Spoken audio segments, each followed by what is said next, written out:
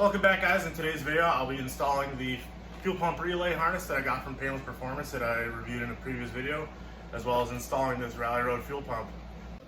Alright, so where I'm going to be installing this is going to be right here. The relay will mount right here, as well as the ground for the relay. The battery sits right here, so it'll be a lot easier to run this wiring from here to here to get the battery powered to the relay, as opposed to putting it somewhere up front by the wiring in the engine bay and running wires all the way back here, since there's already factory wiring that runs all the way back just in front of this firewall that we can tie into. So I will get to that and we will get going. Alright, so as you can see, I've got the socket for the relay mounted up there with some of the self-tapping screws that come with the kit, as well as the ground cable for the relay.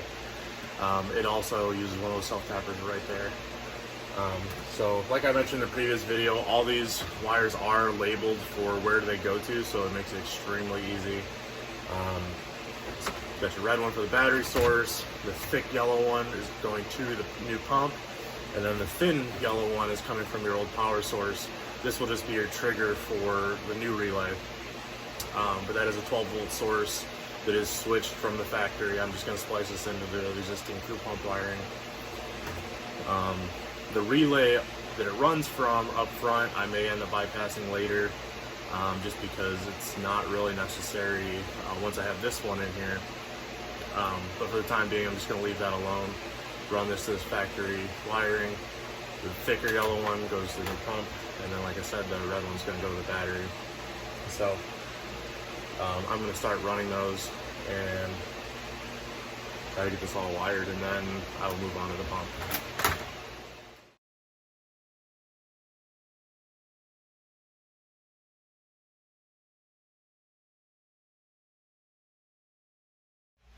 Alright, so I've already got the old pump removed. I'm going to put this one in. Now whenever you're messing with gasoline or changing stuff in a pump or in a tank like this, you want to make sure that you have it well ventilated. I've got both doors open right now and a fan going, so it circulates cool or fresh air into here. But I'm going to try to do this as quickly as possible, just to avoid all the exposure to these gas fumes, because the tank is still decently full from when I parked it. But I'm going to throw this in real quick. Alright, so as you can see, I've got the pump back in. To tighten the lock ring down that BMW uses, there's either a special tool, or the method that I like to use is just a hammer and a flathead screwdriver. You just need to place it on one of the nubs here and just kind of tap it around until it's seated fully. You don't need to do it a lot, it just needs to be enough that you can get the rubber gasket at the top here to seal. But that is all done. Now I'm gonna start putting the hoses back on, tightening the clamps for those, just so the fumes for one aren't coming into the cabin anymore. And then also I will start on the wiring here, because I'm gonna have to cut the factory wiring that comes in here.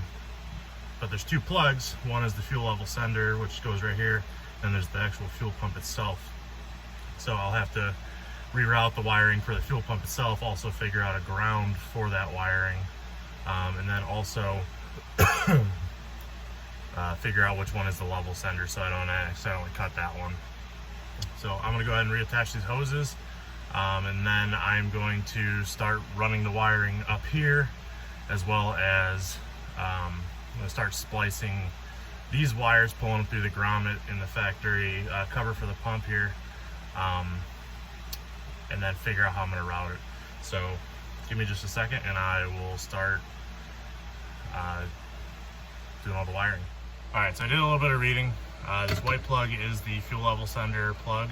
This one is the fuel pump. The easiest way to tell was actually, if you look at the wires, the fuel pump wires are quite a bit thicker than the sender wires. Which makes sense. You want higher amperage rated wire for something to work a pump like that. So I'm going to go ahead and get cutting these and start splicing, leaving this one alone obviously, and then I'm also going to run the harness, the new plug harness, through this grommet here, just to make it cleaner. I don't have wires getting pinched under here or anything, and this is the perfect place to run them through anyways. So I will run them through here along with the level sender wires, so we can plug it directly into this new plug that came with the kit. So I will get to cutting. All right, so this is the new pigtail that's going to plug directly into here. What I'm going to end up doing is actually cutting these wires out entirely for the fuel pump, pulling them back out through, and the only wire that I need to find a different spot for to go is the ground wire on that circuit. So that can be grounded anywhere. I could ground it to that bolt back there. I could ground it anywhere. I could even run a self-tapper in somewhere, but I'd rather not do that. So I'm probably going to find one of these, either seatbelt harness here or something else that I can tap into for the ground for this. Because the other wire will be going back to that relay in the trunk. And then this one will be going directly into here through this grommet. So I'm going to go ahead and get doing that, and then I will see you in just a minute. All right, so now you can see this is how I ended up wiring it. So this is the old fuel pump wiring harness coming out of this guy right here. So that's the power wire going to the new relay in the trunk. And then here's the ground wire. So I extended the wire. I'm gonna end up running that into the trunk. I still need to wire this one up. I just haven't done it yet. And then also I will need to find a ground for this one as well. So I'll probably end up extending this one into the trunk as well and using the common ground from this one and this one. Because there's not really a good place in here that I want to put it that it won't get either sat on if I have passengers in the back, or bent or fatigued over time. So I'm going to end up extending this harness into the back as well. So I'm going to do that again real quick, but all the wiring in here is done. Like I said, I cut this out and spliced it. This is the old plug. So after all of this is all wired and ran, I'm going to run it back through all these factory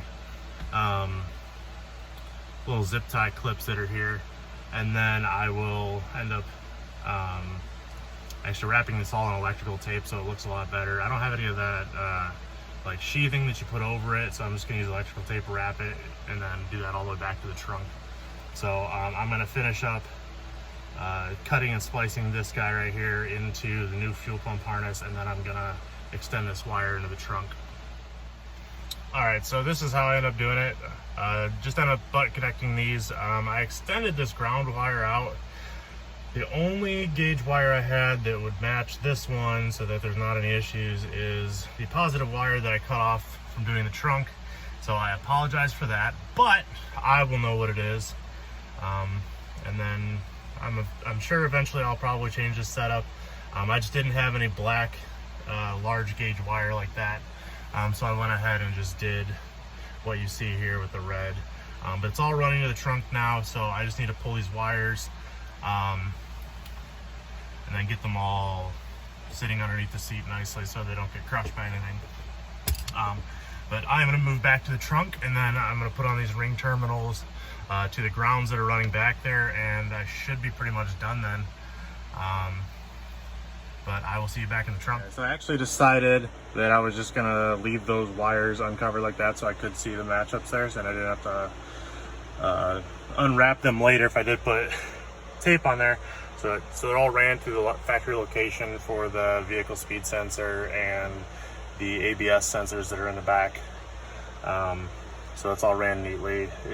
It'll all be covered up by the seat anyway, so it doesn't really matter if it's covered or not, because as you can see, like the other wires that were already there from factory, these guys right here aren't covered either. So I was just gonna leave those alone, and then everything in the trunk I will cover then, but it's all ran nice and neat to the back. So yep, I'm gonna go back to the trunk and I'm gonna start working on the grounds and then routing all these wires to different places so they look good, and then also so they're not out of the way, they don't get caught on anything. So yep, I will meet you back at the trunk. All right, so I've got all these ran. You can see where they're coming through up here. Like I said, that grommet that's in the ground there is the one for the vehicle speed sensor and stuff that's on the differential. But so there's the wires for our relay, and then our two ground wires are right here. So I have ring terminals that I'm going to put on those right here, and then I'm going to find somewhere in here. Doesn't look like there's a lot of bolts to really go to. I don't really want to go to the strut power bolt, so I might end up finding something somewhere else around here, but I'm going to find one of those real quick, and then I'm going to start getting the cutting and splicing, and I will find a proper spot for those to ground. So give me just a minute and I will start getting to work and finding those grounds.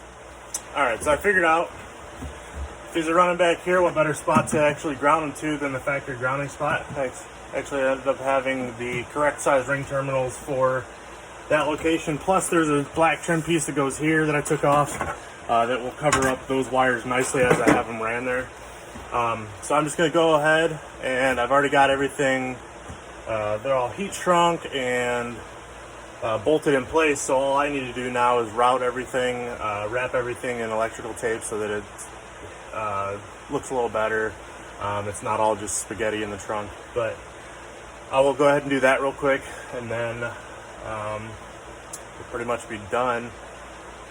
So I can't actually test to make sure all this works just yet. I don't actually have the engine in the car yet. Once the engine is in the car, that's when I can go ahead and troubleshoot any of this. As you can see, I also don't have a battery because it normally sits right there. But I will go ahead and wrap all this in electrical tape, and then I will get right back to you.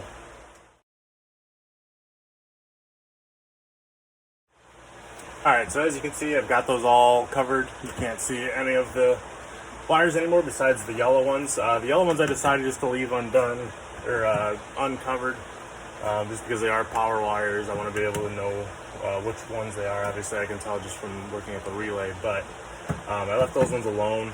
The ground wires I did wrap, but this is the way I'm going to leave it for now until I do have the car with the battery back in it, the engine back in it, until I can actually test it. But that is all I had for the video today. If you could please leave a like and subscribe. And it is the 3rd of July today, so I wish everybody to have a good weekend this weekend. Don't blow your fingers off the fireworks, that's bad. But if you're of age, make sure you drink. It is your right as an American. So, but yeah, give me a like, subscribe, and we'll see you next time.